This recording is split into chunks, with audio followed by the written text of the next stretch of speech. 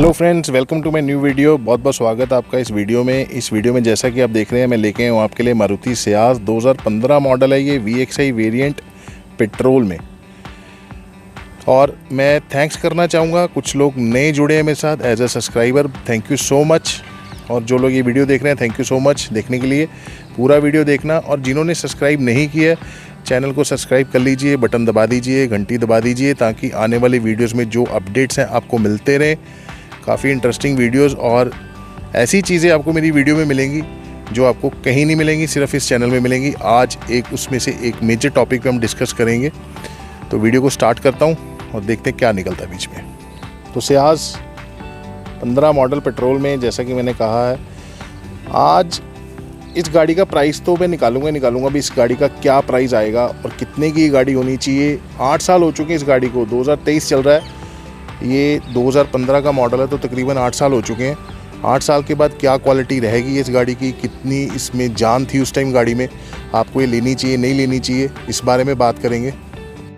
तो जो इसका प्राइस है ना, वो है 4,25,000 रुपये का। बट अब वो ये जो प्राइस है ना 4,25,000 का, कुछ बायर्स के लिए तो ये प्राइस बिल्कुल ठीक है, बट कुछ बायर्स के लिए 4,25,000 का प्राइस ज़्यादा है। जो रोड टैक्स का मुद्दा है ना, वो आपको किसी वीडियो में ना कोई डिस्कस करता ही नहीं है।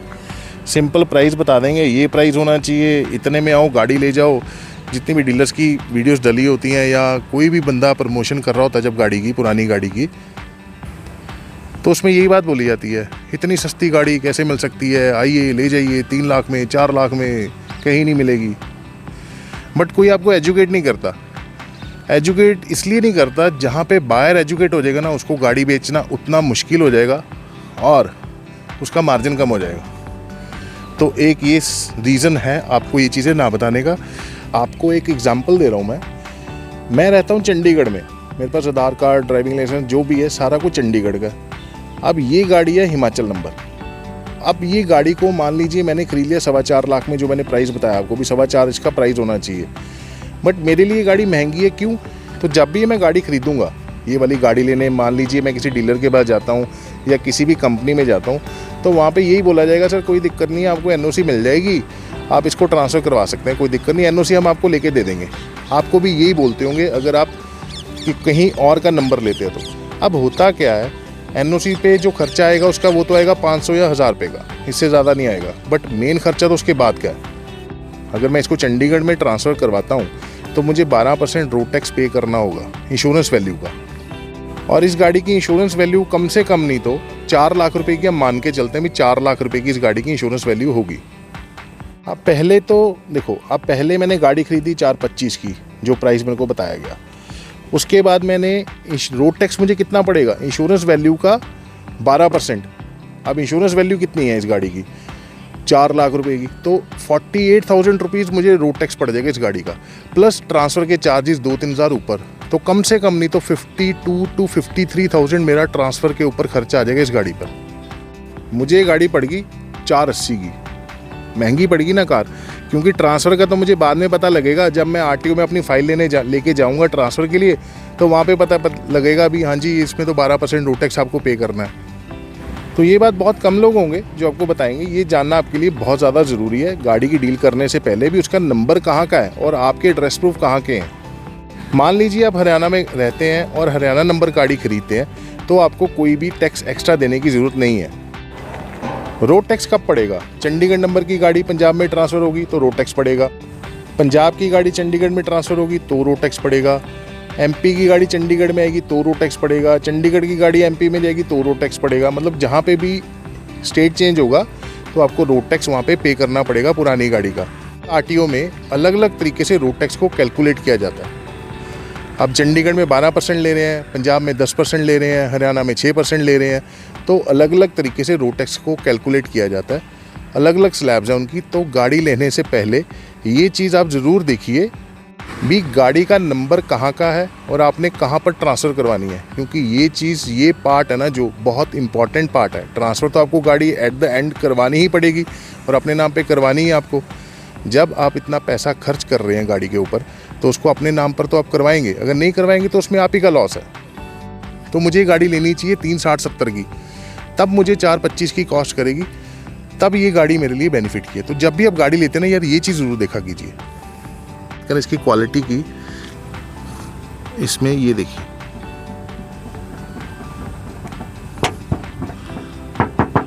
मतलब कितना ज़्यादा ये कमज़ोर सा लग रहा है। इसको हल्का सा भी प्रेस करने पे ना ये अंदर जा रहा है। एक बार दूसरी तरफ का चेक करता हूँ।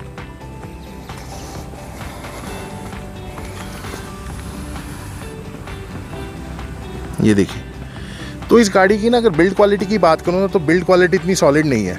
क्योंकि यार क्या था, ये 2015 में जब ये गाड़ी आई थी ना, तो ये ऑन रोड गाड़ी पड़ती थी 8.5 लाख रुपए की। इस गाड़ी को बनाया गया था सिटी, VMT और वरना, इसके कंपैरिजन में बनाया गया था, इसको चैलेंज करने के लिए। बट एक सबसे इंटरेस्टिंग बात और है इसमें। देखो, मारुति की रीसेल की बात करें ना, तो रीसेल वैल्यू बहुत अच्छी है।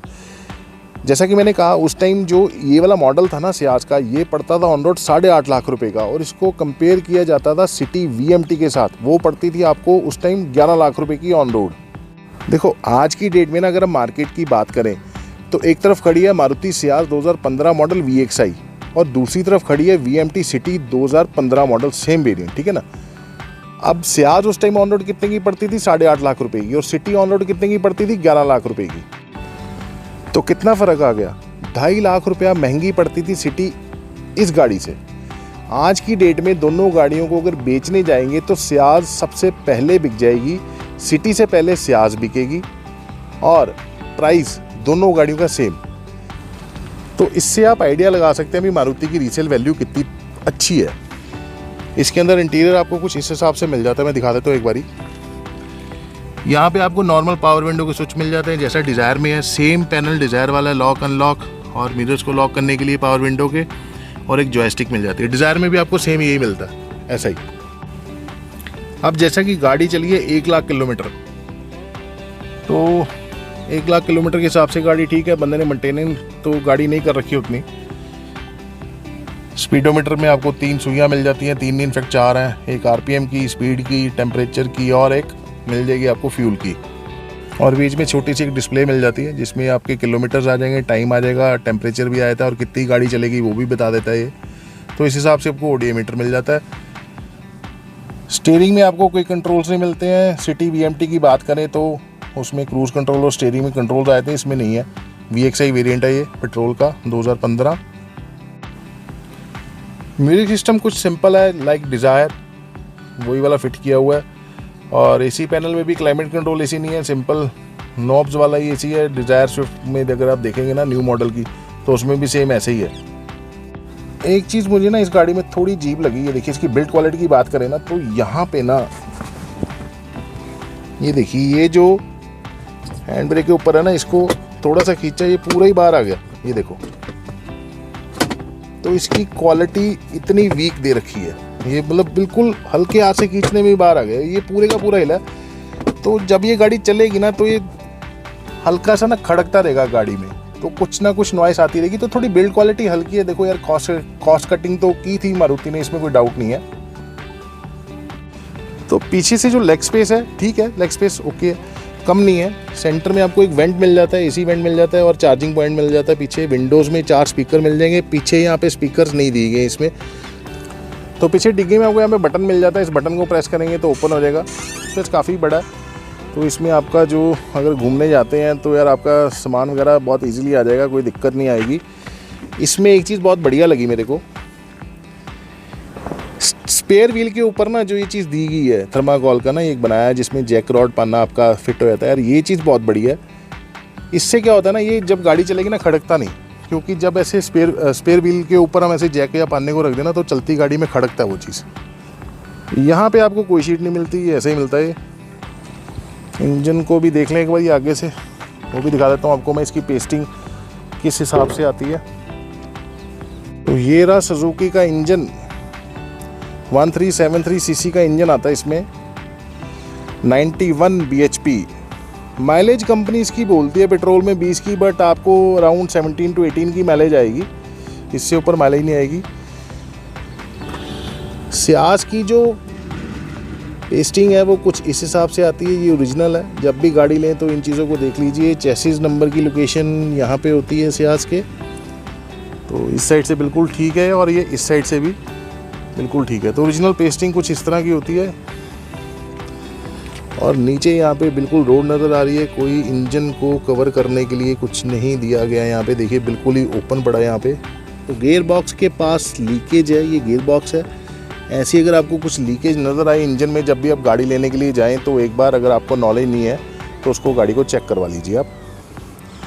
रेस्ट गाड़ी ठीक है यार, एवरेज के हिसाब से, रीसेल वैल्यू के हिसाब से, मेंटेनेंस के हिसाब से ज़्यादा मेंटेनेंस नहीं है इस गाड़ी की, आपको ज़्यादा मेंटेनेंस नहीं आएगी। बट एक बार जो ट्रांसफ़र का पार्ट है ना यार, उस चीज़ को आप जान कर फिर गाड़ी लीजिए। मतलब ऐसे किसी के पंप में आके, किसी की बातों में आके ना गाड़ी मत खरीदिए, क्योंकि गाड़ी को ना कोई रोज़ रोज़ नहीं बदलता है। गाड़ी एक बार आप लेते हो तो कम से कम 4-5 साल तो बंदा गाड़ी को चलाता है।